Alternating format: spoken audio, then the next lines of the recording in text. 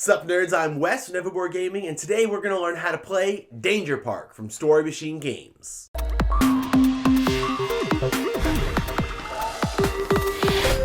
Quick disclaimer, this is the prototype of the game, so if you're watching this video after you've already received your copy of Danger Park, some of the components are probably going to look a little bit different, but the rules should be pretty much the same. Alright, let's start with setup. To set up Danger Park, you're going to start by placing your park sign at the top of the board with the incident marker on 0. You're going to shuffle up all of your ride cards and deal 1 out per player right under the park sign. So this setup is for a 4-player game. On each of these rides, you're going to deal out 2 regular patrons as well as 1 danger token matching the sign in the top right corner of those rides. You're going to place the rest of the ride deck at the bottom of the play area, dealing out 3 additional rides for purchasing later. You're then going to shuffle your park improvement deck and deal out 1 card with each of the rides available for purchase. Go ahead and make sure that your table is nice and organized so each of the danger types are in their own piles. Each type of patron is all sorted out. You've got all of your money sorted out nicely. And each player is going to take all of the ticket booths in their color. Go ahead and make sure that your minor policies are sorted out into their respective decks available for everyone to see. And then every player is dealt 2 major policies. You can go ahead and look at these now and decide which one you want to keep. The other one is returned to the box. These major policies are a unique scoring objective that each player has. These major policies are limited 1 per player per game, and you can score them at any time in the game. As soon as what's on this card happens, you immediately go, bam, major policy accomplished, and score your points. And the last thing you need to do to set up is have each player, starting to the right of the first player going counterclockwise, place a ticket booth on the ride of their choice. These will be your starting rides. So in Danger Park, each player is taking on the role of an investor, and you guys are all trying to build and run an amusement park that is falling apart around you. Think like that sketchy carnival that probably should be like portable, but it's been there for like super long and all the rides are like rusted together and it's super cheap but super sketchy. So in player order, a player will take their turn by building a ride, taking an investment, rolling dice, and then collecting money. Play then continues around the table until the last player has taken their turn, at which point the first player marker is passed to the left, and then you start the next round. So the game is over once there have been 9 incidences in the park. An incident is either when a patron dies or when a ride shuts down. So once the incident marker reaches the 9 spot, you are going to go ahead and finish the current round so that every player does get an equal number of turns, and then you count up your money. Whoever has the most money at the end of the game is the winner. Now before we go into each of those 4 steps I mentioned, let's clarify a few terminology and a few in-game effects before we move forward. So first off, there are 3 different types of patrons. There are regular patrons, sick patrons, and groups of patrons. So the regular patrons are here, the translucent gray meeple dudes. They are just regular patrons. They visit the park, they gain you money, they move around. They're just kind of hanging out. The sick patrons act just like regular patrons unless a card specifies otherwise, except for that at the end of each round, they vomit in whichever space they are in, and so you add 1 of the vomit danger tokens to whichever ride they are on, increasing the danger of that ride. Once you get a whole bunch of these guys moving around in clumps, they're just vomiting everywhere and closing down rides like crazy. The last patron are these really big chunky dudes, the group of patrons. Whenever these regular dudes clump together in a group of 5, at any point, if there are ever 5 regular patrons in one spot, they immediately become a group of patrons. Now these guys move just like regular patrons. You roll the dice for them just like regular patrons. Really the biggest difference is that they're worth a whole lot more money at the end of each turn. The other important thing to know is there are 8 different types of danger in this park. You've got vomit, mechanical, trash, grease, flooding, electrical, pests, and gas. These dangers are what close rides down.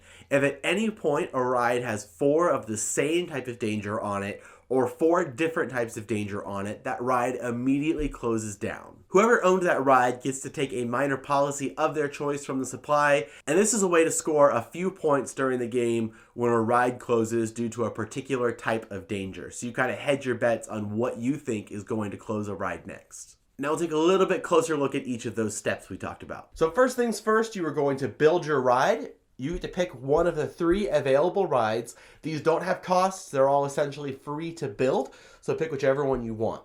So you're going to pick it, and you are going to play anywhere on the board, either underneath or adjacent to this top row of cards. This board can grow as wide as you want and as deep as you want. It just can't go above the park sign. So go ahead and place where you want it to be. Put your little marker on it. And again, every time you build a ride, you're going to put 2 regular patrons on it, as well as the danger that matches the icon in the top right corner. Once the ride is built, you're going to take the improvement card that was above that ride. This is an instant ability that goes into effect immediately. So this card is Worker Ant Union. Add 1 pest damage to a ride. Move 2 danger from that ride to adjacent rides. So I can pick any ride I want and add a pest damage to it. And this, I was playing the green player. So let's go ahead and put it on this yellow player. And it shouldn't have 2 damage on it, but we'll just ride with it.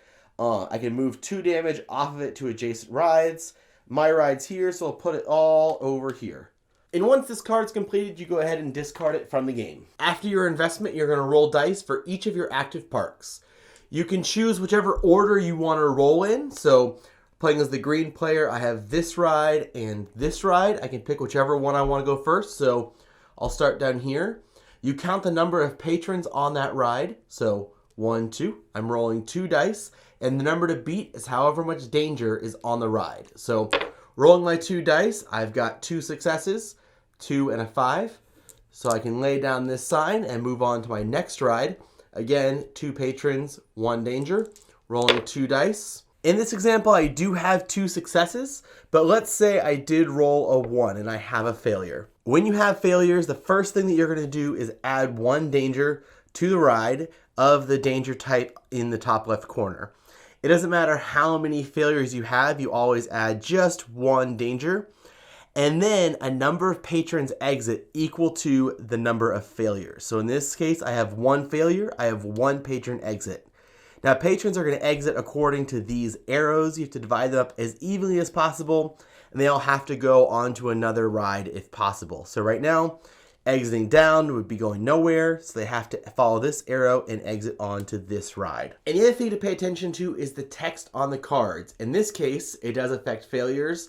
On failure, add 1 trash danger to an adjacent ride. So I get to choose, and I'm going to throw it over here on this ride because I don't like that he just got my patron. So always pay attention to this text. It always supersedes the rules in this video. And once you've finished checking all your rides, you go ahead and count up however many patrons are left on your rides. So in this case, I have 1, 2, 3. I'll collect 3 money. Now it's the end of my turn. We'll go ahead and stand up all of the ticket booths. We'll refill the rides available for purchase as well as their investments. And it's now the next player's turn. And once the last player takes their turn, that is the end of the round. You're going to pass the first player token to the left, and then all of your sick patrons are going to vomit. So go ahead and add a vomit token to each ride per sick player. Check for closures again, and then you're ready to start the next round. Now to clarify just a few things. First off, when patrons have to move, whoever owns the ride gets to decide how those patrons exit. So in this case, it's the yellow player's ride. Let's say 2 patrons exit. They get to decide where the patrons go, but they have to divide it as evenly as possible. So this ride, there are 2 open exits, and if there's 2 exiting patrons, they're going to send 1 patron this way and 1 patron this way.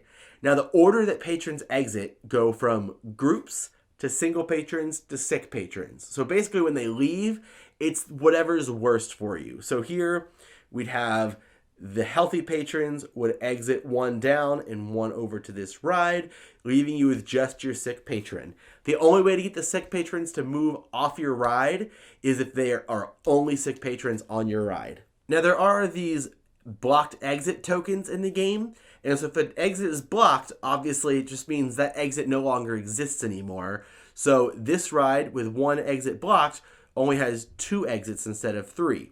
So when patrons exit, they'll split them evenly amongst these exits. Now remember, when you're moving groups of patrons, you move these just like they're an individual patron. So here, when you lose one dude, you're losing all 5 of these first. In a situation like this where all the exits are blocked and they can't go anywhere, they'll all just exit up to the top of the park. And it's the same if the only exits that were open went to no rides. So right, there's no ride here or here. So they'd still all exit up to the top of the park. Patrons at the top of the park are going to stay here until the end of the turn, and then whoever's turn it is going to decide as evenly as possible how they're distributed back onto the board into the top row. If for some reason the entire top row is all closed rides, the patrons will all stay on the park sign until someone builds a new ride in the top row. Now, in a situation where a ride is going to close, remember rides close when they have 4 of the same type of danger or 4 different types of danger. So here, this ride has 4 vomit dangers on it. So the first thing you're going to do is you're going to recall your ticket booth. You're going to clear away all the danger, checking for minor policies to see if anybody scores any points off that type of danger closing a ride. All of the patrons are going to exit. Again, whoever owns this ride is going to decide how they exit as evenly as possible. So 2 are going to go one way, 1 is going to go the other way. These guys will just pop over to this ride, and this guy's going to go to the park sign. This ride is now going to close. This is essentially a dead spot in the game. Patrons can still go here, and you see they always just exit down. So in this case, they'd exit up to the park sign. If this ride was here, patrons would exit to here, and then they'd exit to here. This ride will never fail checks because you can never have danger on a closed ride, but you can build a new ride on top of it. So, you can build this ride here, covering up that closed down ride, making your park that much better. And remember, if ever one of your ride closes, you get to choose one of these minor policies to add to your hand. And this is just a way to earn points mid-game based on what kind of danger closes a ride. Quick reminder, when you are rolling dice for a ride, you roll 1 die per patron regardless of type. So even though this big guy is here, there are technically only 4 patrons here because there are 4 meeples. So you're going to roll 4 dice. And if you have a failure, the big guy is the first to go, followed by the regular patrons, and then the last to leave will be the sick if you have that many failures. Before a patron leaves a ride, you do add a danger to that ride based on whatever icon is in the top left corner, and you don't have to add a danger per meeple that failed. You just add 1 if there are failures. That way you're not overwhelmed with tons and tons of danger, and the more danger you get, the more danger you get on top of that. Now remember, you always check the text on the card to make sure that that doesn't affect the check, and if it does, do whatever that card says. It supersedes whatever the rule book or this video says. And remember, whenever a patron dies due to text on the cards or a ride closes, you advance the incident marker by 1, and once it gets to 9, that does trigger end of game. You go ahead and finish up that round, and that's it. In the unique situation that the ride deck does run out, this does trigger the end of the game. This is the last round. You play as many rides as you can, and then you count up your final points. If anything else runs out in the game, use proxies from other games, use coins, whatever you want to do. Nothing else is piece limited in this game. And that's how you play Danger Park from Story Machine Games. If you want more information on this game, just head right on over to the Kickstarter and check it out. Either way, make sure you subscribe to our channel so you never be bored.